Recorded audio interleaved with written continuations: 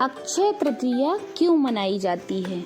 इस दिन को सबसे ज़्यादा शुभ क्यों माना जाता है?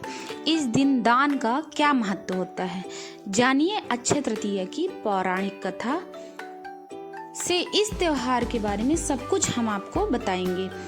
तो सनातन धर्म में अक्षय तृतीया का त्योहार बेहद खास माना जाता है।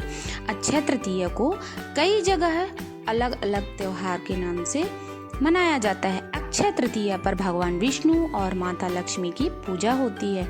मान्यता है कि अक्षय तृतीया पर सतयुग और त्रेता युग का भी प्रारंभ हुआ था।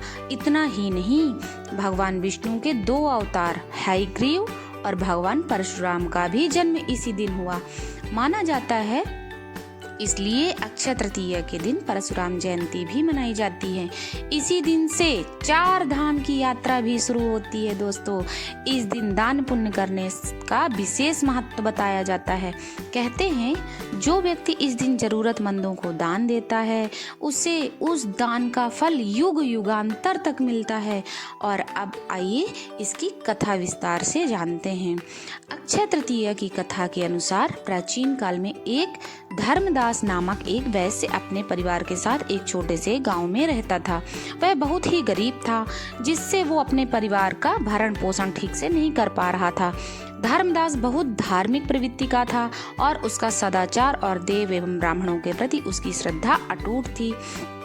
उसने एक दिन किसी से अक्षय तृतीया व्रत के महात्म्य को सुना, जिसके बाद उसने अक्षय तृतीया पर्व को विधि विधान से मनाने के बारे में सोचा।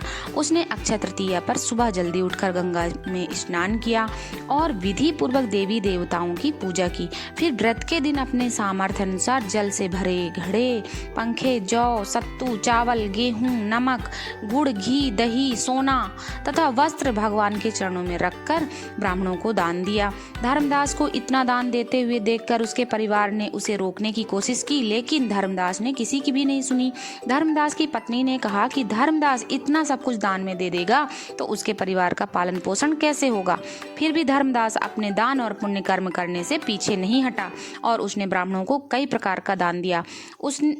उसके जीवन में अब भी अक्षय तृतीया का पावन पर्व आया। प्रत्येक बार धर्मदास ने ऐसा ही किया। अनेक रोगों से ग्रस्त और वृद्ध होने के बाद भी उसने उपवास करके धर्म कर्म और दान पुण्य करना नहीं छोड़ा। कहते हैं यही वैश्य अगले जन्म में कुशावती का राजा बना। मान्यता है कि अक्षय तृतीया के दिन किए गए दान पुण्य और पूजन के कारण ही उस वैश्य को अगले जन्म में धनी और प्रतापी राजा बनने का अवसर प्राप्त हुआ।